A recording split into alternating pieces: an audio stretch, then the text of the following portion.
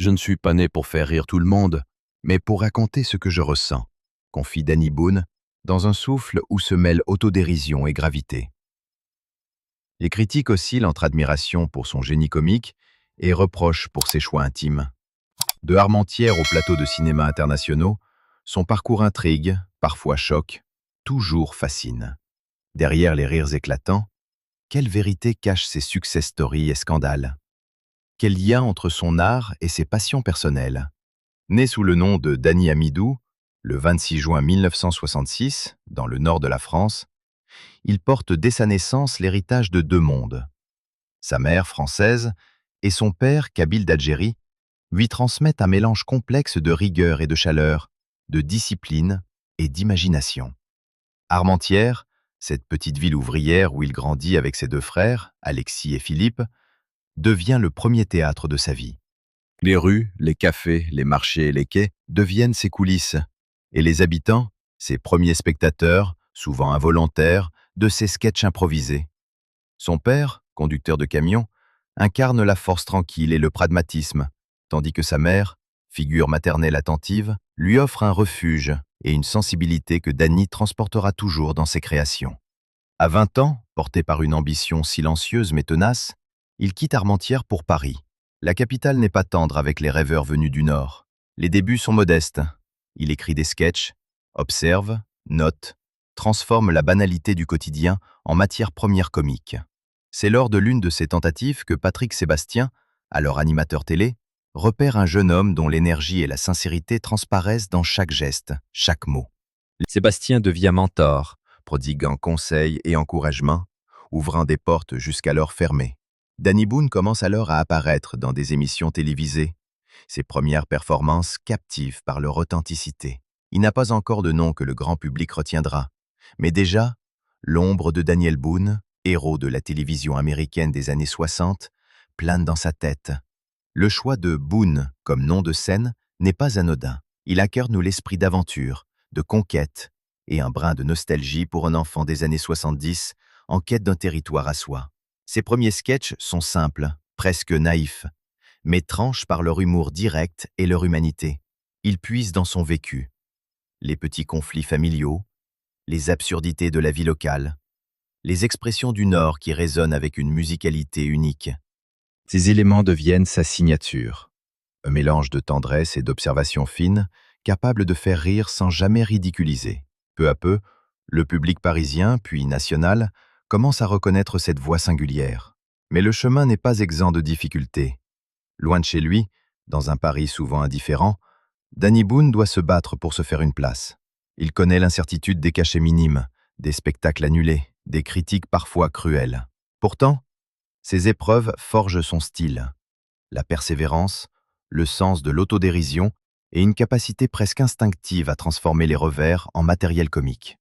C'est en 1992 que la carrière de Danny Boone amorce un tournant décisif. La télévision nationale lui offre une scène et il s'y impose par son charisme et sa sincérité. Les téléspectateurs découvrent un humoriste capable de mêler énergie bouillonnante et sensibilité discrète. Il ne s'agit pas seulement de faire rire. Il raconte, il partage, il fait ressentir.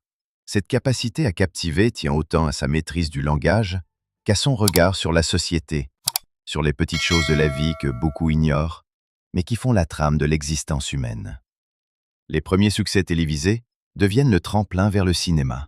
Les rôles secondaires, puis principaux, suivent, chacun contribuant à sculpter l'image d'un artiste polyvalent. Mais ce que Paris découvre peu à peu, c'est qu'il n'est pas seulement un comédien. Il est un narrateur de vies ordinaires, capable de transformer l'anecdote locale en histoire universelle. Derrière l'humour, la tendresse et parfois la mélancolie, se dessine le portrait d'un homme façonné par ses origines, sa famille et un désir irrépressible de raconter le monde tel qu'il le voit. Et à ce stade, le spectateur se demande comment ce fils d'Armentières, entre éclat de rire et humilité, parvient-il à franchir les frontières de la France jusqu'à devenir une figure emblématique du cinéma et de la comédie nationale? Quels sacrifices, quelles audaces et quels secrets personnels restent encore derrière le sourire public de Danny Boone? Ces interrogations posent les premières pierres du récit à venir, annonçant un parcours où le succès et la vie privée s'entrelacent de manière inattendue.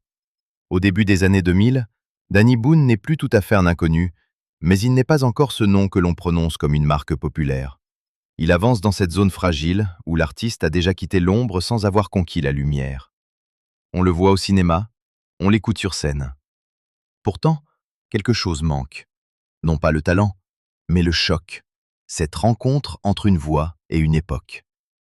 Ce déclic, il le prépare sans bruit, avec la patience de ceux qui savent d'où ils viennent. En 2003, lorsqu'il bâtit un spectacle autour du Nord-Pas-de-Calais, il ne choisit pas la facilité. Miser sur le parler ch'ti, sur les gestes d'une région caricaturée, pouvait passer pour une audace provinciale, presque un pari perdu. Qui aurait cru qu'un accent moqué deviendrait une matière noble?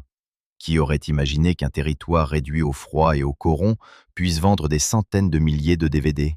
Danny Boone comprend alors une vérité que beaucoup d'acteurs oublient.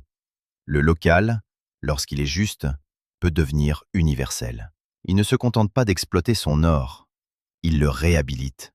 Il en montre la chaleur, l'ironie, la pudeur, la manière de rire de soi avant que les autres ne s'en chargent. Son humour n'écrase pas les petites gens. Il leur rend une voix. C'est là que sa trajectoire change. Il n'est plus seulement un comique efficace. Il devient le passeur d'un imaginaire régional que Paris regardait de haut. Le cinéma s'approche alors de lui. Dans Joyeux Noël, en 2005, il quitte le confort du gag pour entrer dans une histoire plus grave, presque suspendue, où la fraternité se ferait un passage au milieu de la guerre. L'année suivante, face à Daniel Auteuil dans Mon meilleur ami, il impose une présence plus subtile. Derrière l'énergie du clown se devine un acteur capable de retenue. Le public découvre une autre nuance. Danny Boone peut faire rire, mais il peut aussi se taire, écouter, laisser passer une émotion sans la forcer. Puis vient 2008. Bienvenue chez les Ch'tis ne ressemble d'abord qu'à une comédie régionale, avec ses malentendus, ses mots déformés, ses préjugés renversés. Mais le film explose. Les salles se remplissent, les chiffres s'emballent. La France entière se surprend à répéter des intonations venues du Nord. Plus de 20 millions de spectateurs se déplacent. Le film devient un phénomène national, au point de dépasser la grande vadrouille dans l'imaginaire du box-office français. Comment expliquer une telle secousse? Peut-être parce que Danny Boone touche, derrière la farce, une fatigue collective, celle d'une France qui se moque de ses fractures pour les supporters. Dans ce succès immense, il y a un rire, mais aussi une revanche sociale, linguistique, affective. Le fils d'Armentières n'a pas seulement signé un triomphe commercial, il a déplacé le centre du rire français. Et lorsque les projecteurs s'allument plus fort, une question apparaît.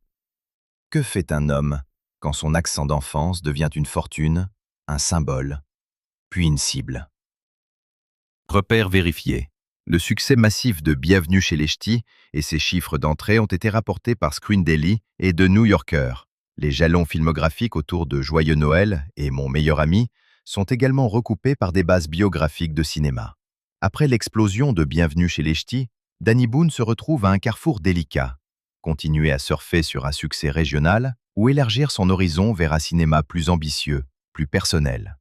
La tentation de rester dans une formule gagnante est forte. Pourtant, il choisit le chemin de la création complète. Il ne veut plus être seulement acteur. Il veut écrire, diriger, produire, inventer. Chaque projet devient pour lui un terrain d'expérimentation où humour, émotion et observation sociale se croisent.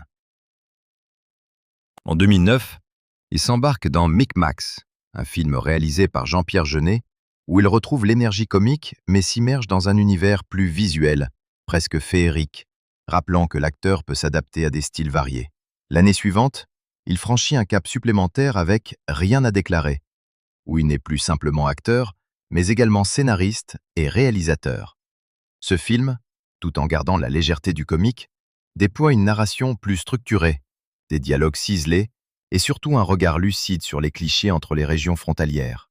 Danny Boone commence à imposer sa signature, une comédie qui fait rire sans mépriser, qui raconte un territoire tout en questionnant les stéréotypes, qui transforme la banalité du quotidien en émotion partagée. La décennie qui suit est un mélange de prise de risque et de constance. Avec A Perfect Plan, 2012, et Eyjafjallajökull, 2013, Il explore le registre de la comédie romantique et du chaos temporel, respectivement. Chaque rôle l'emmène plus loin, mais il ne perd jamais l'ancrage dans la réalité humaine qu'il chérit. Puis avec Superchondriac, 2014, il s'attaque à l'hypocondrie et aux fragilités contemporaines, jonglant entre humour et introspection. Ces films, même si moins révolutionnaires que Bienvenue chez les Ch'tis, montrent la cohérence d'une démarche. Comprendre l'homme dans ses contradictions, faire sourire tout en touchant. En 2016, Radin confirme cette approche. Une comédie sur l'avarice moderne devient un miroir social, où le rire est une critique douce mais tranchante. Red Dingue, 2017, et La Ch'tite Famille, 2018, qu'il réalise et interprète, poursuivent ce mélange d'humour physique, de comédie de situation et de tendresse narrative. Le spectateur retrouve la marque Boone. Une précision dans les dialogues, une attention aux micro-expressions et un don rare pour transformer des personnages ordinaires en héros attachants. L'international n'est pas en reste. En 2019, il franchit un cap supplémentaire en intégrant Murder Mystery sur Netflix, aux côtés d'Adam Sandler et Jennifer Aniston. Il s'expose à un public mondial, hors du cocon français, et montre qu'il peut s'adapter à des codes différents tout en gardant sa patte. La suite, Murder Mystery 2, 2023, confirme que Danny Boone n'est plus seulement un acteur ou un humoriste national, mais un comédien capable de dialoguer avec des audiences variées, où la langue et la culture changent, mais le talent demeure. Entre-temps, la scène n'est jamais oubliée. Dès 2025, il prévoit de revenir avec un one-man show intitulé « Clown n'est pas mon métier », promettant un mélange d'humour, de récits autobiographiques et de réflexions légères sur la célébrité et ses paradoxes. La capacité de Danny Boone à jongler entre scène et écran, entre direction et interprétation, entre national et international, dessine le portrait d'un artiste complet, rarement vu dans le cinéma comique contemporain. Cette période de sa carrière, marquée par des succès critiques et commerciaux, cache pourtant un autre versant, la vie privée de Danny Boone, ses relations et ses choix intimes, qui se mêlent parfois aux scandales, aux rumeurs et aux controverses. Entre les projecteurs et la vie réelle, le comique doit composer avec ses propres histoires, tout comme il compose ses films, avec précision, émotion et un goût certain pour le suspense. Quels sont ces choix qui font l'homme derrière le rire? In the ancient land of Eldoria, where skies shimmered and forests whispered secrets to the wind, lived a dragon named Zephyros. Not the burn-it-all-down kind, but he was gentle, wise, with eyes like old stars. Even the birds fell silent when he passed. Quels échos ces expériences personnelles ont-elles dans son œuvre? La suite de son récit promet de répondre, mais pas sans surprise. La vie privée de Danny Boone, longtemps protégée derrière l'écran, se dévoile peu à peu, oscillant entre tendresse, passion et turbulence. Son premier mariage avec Sophie Hermelin, au milieu des années 1990, reste discret. Ensemble, ils ont un fils, Mehdi, né en 1997. Cette union, marquée par la simplicité et la proximité avec ses racines nordistes, s'achève sans éclat public, laissant Danny entre responsabilité paternelle et carrière naissante. En 1998, sur le plateau de Bimboland, il rencontre Judith Godrèche. Leur mariage, célébré avec la curiosité du pub, ses premières expériences forgent chez Danny Boone une sensibilité particulière aux liens familiaux et à la fragilité des engagements affectifs qui transparaît subtilement dans ses films et ses sketchs. L'année suivante, Danny Boone rencontre Yael Harris, avec qui il entame une relation longue, intense et profondément transformatrice. En 2003, il se marie et Danny Boone adopte la religion de sa femme, le judaïsme, un choix qui surprend et suscite parfois critiques et incompréhension. Ensemble, ils ont 3 enfants, Ethan, 2005, Elia, 2006, et Sarah, 2010. Cette union, la plus longue de sa vie, dure 15 ans et révèle un Danny Boone capable de grandes concessions personnelles, mêlant fidélité, curiosité culturelle et volonté de construire une famille unie. Pourtant, la vie n'épargne personne. La séparation en 2018 marque la fin de chapitres durables, laissant Danny Boone à la fois père attentif et homme public confronté au regard. Peu après, il se rapproche de Laurence Arnay, une relation qui, bien que médiatisée, conserve une part de discrétion. Les rumeurs sur son cœur battant se multiplient, tout comme les spéculations sur ses choix sentimentaux. Et si la légèreté de l'humour cachait parfois la profondeur des blessures? Le public observe, s'interroge, tandis que l'artiste poursuit son chemin entre écran, scène et vie réelle. Si le rire a toujours été son refuge, la notoriété a parfois exposé Danny Boone à des épreuves inattendues.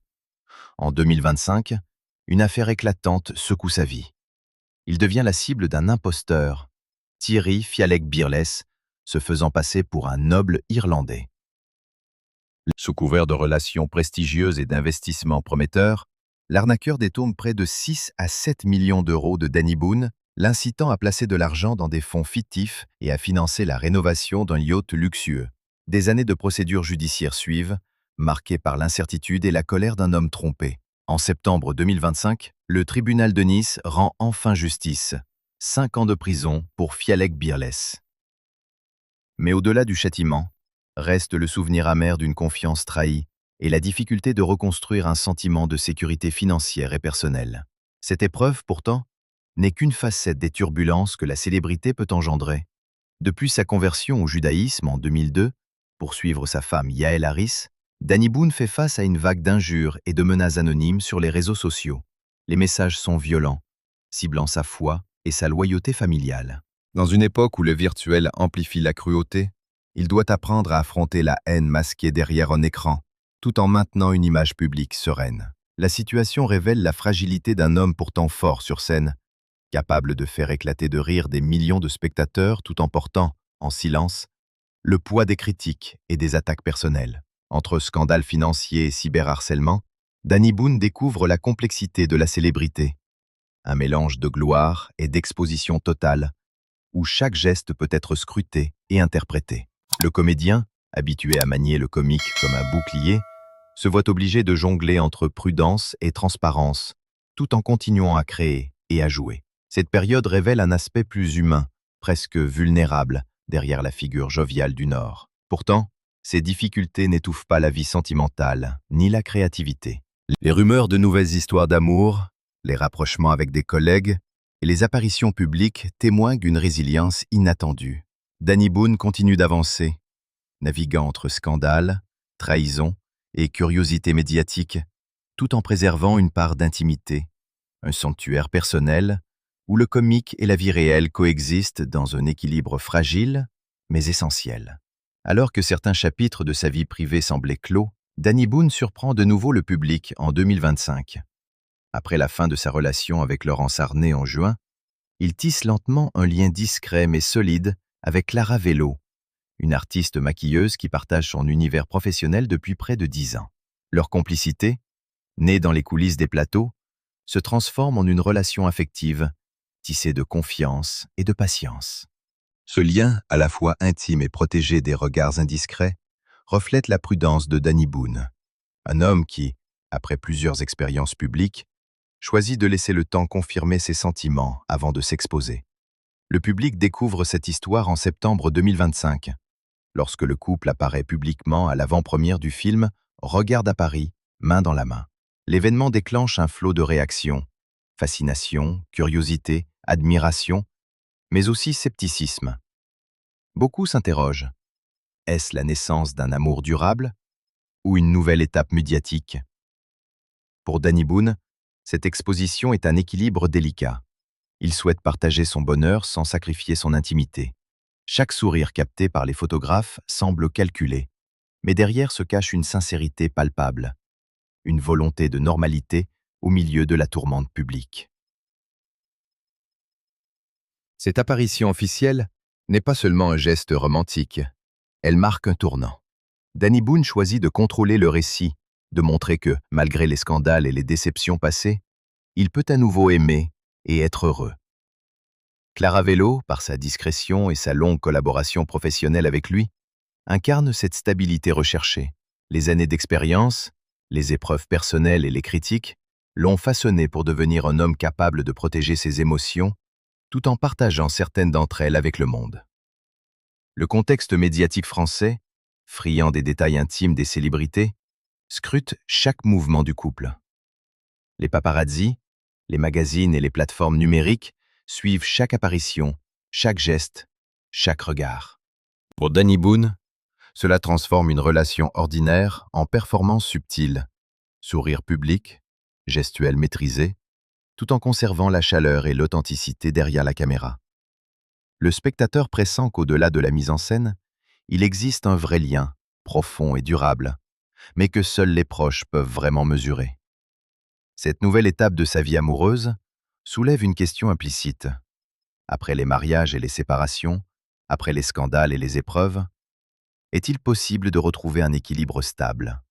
Les prochains mois, et surtout la façon dont ils choisiront de vivre leur quotidien, pourraient répondre. Pour l'instant, Danny Boone semble avoir trouvé une forme de sérénité, l'amour retrouvé, un sourire partagé, et la possibilité de continuer à jongler entre sa vie publique, sa carrière et ses aspirations personnelles.